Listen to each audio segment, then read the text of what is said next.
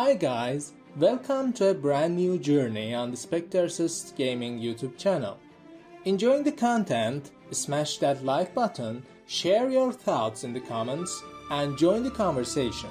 Don't miss out, subscribe, ring the bell, and stay tuned for more. Your support keeps the adventure alive.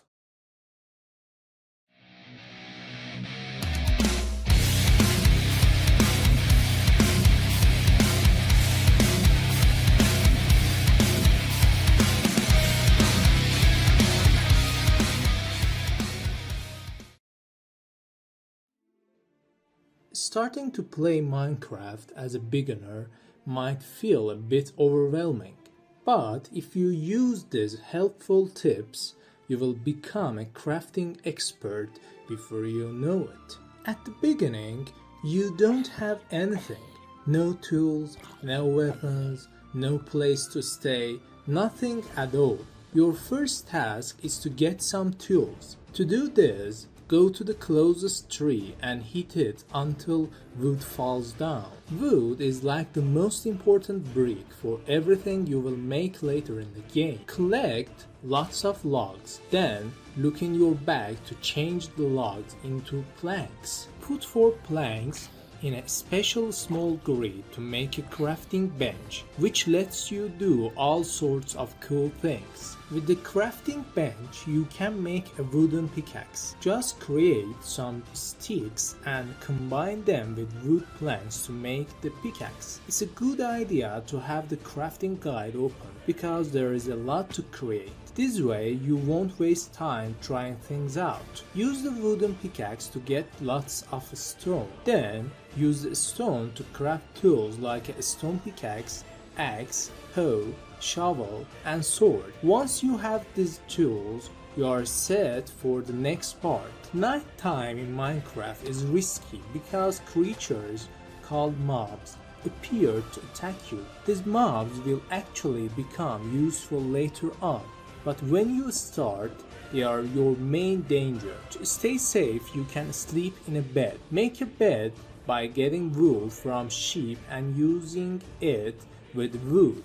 However, sheep only live in certain places, so your first night might be spent hiding. Use your tools to gather materials like dirt, wood or stone and build a simple shelter. Many players remember their first base made from dirt or other materials. In Minecraft, if you die, you will come back at the starting point, but that's not usually where you want to stay. To prevent this, make sure to set your spawn point. You can do this by sleeping in a bed or clicking on the bed during the day. Once you do this, your new spawn point will be set. This means you will come back to your bed whenever you die. Now that you have a safe shelter for nighttime, your next concern is staying well fed. In the game, every activity like mining or running uses up your hunger. When your hunger bar is full, your character will automatically heal from injuries, but if your hunger goes down, your healing stops. If your hunger keeps going down, you won't be able to run and eventually you will lose health because you are starving. It's crucial to get basic food like meat from animals, fish, berries, apples from oak trees, or even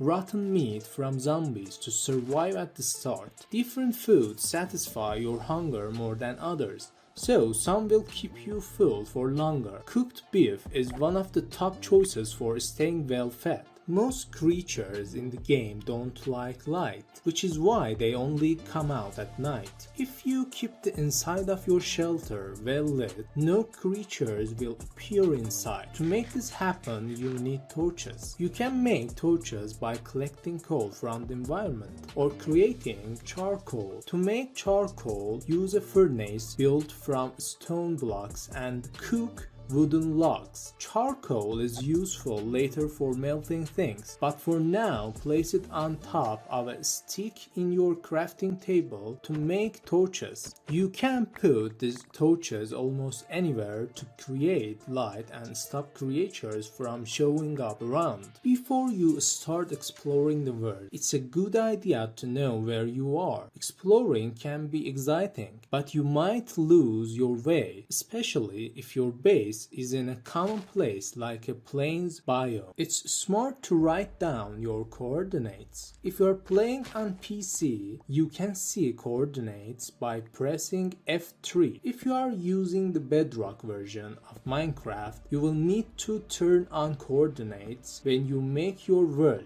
If you forgot to do this, no worries. You can go back to the Edit World option in the main menu and turn on coordinates there. Chests are really handy for keeping your stuff safe, and making them is pretty simple. When you begin the game, you might want to keep a lot of things. To keep your inventory neat, craft a chest or two. If you put two chests next to each other, they become a bigger double chest. Putting important things in chests also keeps them safe if you die. A useful trick is to store your important tools in a chest before exploring risky places. If you happen to die, your tools will stay safe. Now that you have a simple shelter, food, tools, and torches, it's time to search for a cave. Caves are like natural tunnels and gaps in the ground that go beneath the surface. Some are tiny rooms where you can hardly stand, while others are complex networks reaching the deepest parts of the world.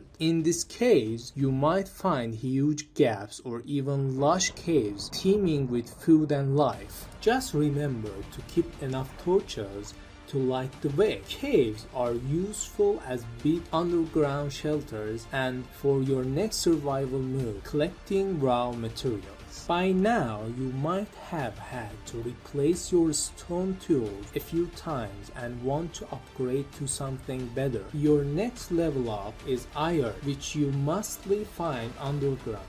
If you have got a good cave, this part is easier. If not, you will have to dig down and create a mine.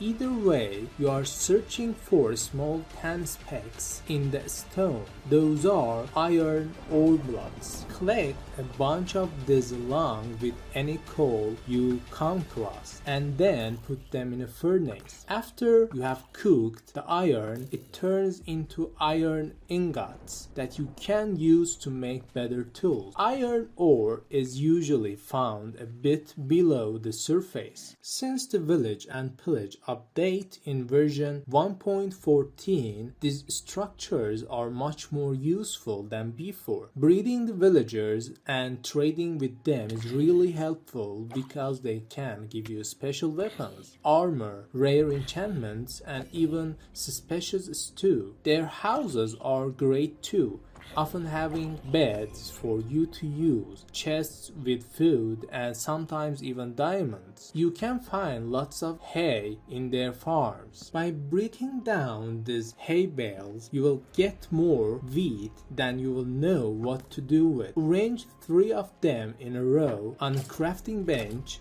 to make bread. When you have gathered plenty of iron ingots, you can create iron tools and armor. Iron tools last much longer and work better compared to stone tools. Depending on how much iron you have, you might still need to use stone tools sometimes. Having an iron pickaxe should be your top concern. Essential and valuable blocks like gold, redstone, and diamonds can only be mined with an iron pickaxe. If you use anything else, you will break the block and lose the valuable items inside. By this point, you might be running out of food. and it's time to think about a long-lasting solution. With the iron ingots you have collected, make a bucket and create a small water pool near your base. Next to the water, use a hoe to prepare rows of grass blocks extending up to 4 blocks from the water. Afterward, break the grass around you to collect seeds and plant those seeds in the prepared soil. After a few days, you will have fully ground brown wheat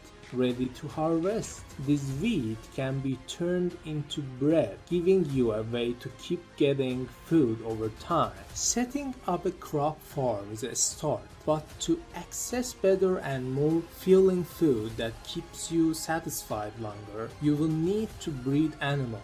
You have got a few options like cows, sheep, pigs, and chickens. Usually the closest animals are the easiest to start with. If you have many animals around, cows are especially useful because of their leather. You can use leather later to craft bookshelves for top enchantments, which can save you lots of time. To breed cows and sheep, give 2 of the same kind wheat. Pigs will be happy with beetroot and carrots, while chickens eat seeds. Diamond is one of the rarest and most valuable ores in the game. You can craft powerful tools and equipment from it with high damage, durability, and protection. Diamonds can be found below certain depths, especially below y equals 16, and they become more common the deeper you go. The best elevation for bigger deposits appear to be y equal minus 56. To find them efficiently, create a main tunnel at these depths and every 5 blocks dig side tunnels. This method is known as strip mining and is the most effective way to locate diamonds. Also, keep an eye out for large caves, which often reveal diamonds on the wall, so explore any caves you come across. Exploring the overworld is exciting, but for game progression, you will eventually want to enter another dimension called the Nether. It's safer to have diamond gear before going there. To make a portal to the Nether, gather 10 blocks of obsidian, which can only be mined with a diamond pickaxe. Then arrange them in a 2x3 doorway shape. You can use different blocks for the corners, but the example shows obsidian corners. The portal needs to be activated using flint and steel, which you make by combining an iron ingot and flint obtained from breaking gravel. Nether fortresses are another feature.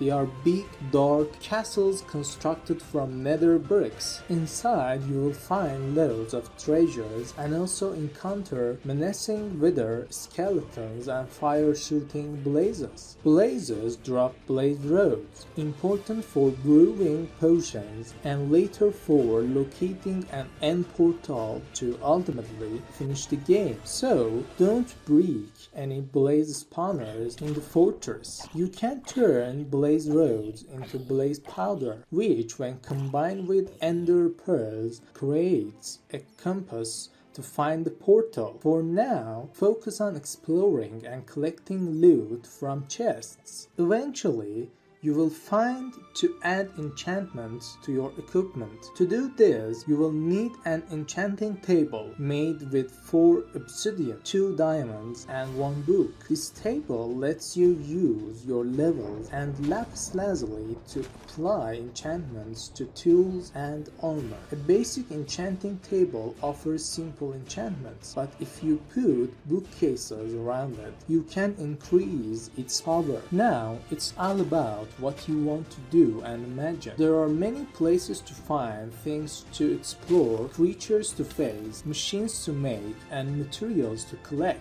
giving you the freedom to build incredible things. Thank you so much for watching. If you enjoyed this video, don't forget to like, comment, and subscribe for more content. Your support means the world to me. And remember, the journey doesn't end here. There is so much more to explore together. Until next time, stay curious and keep chasing your passions.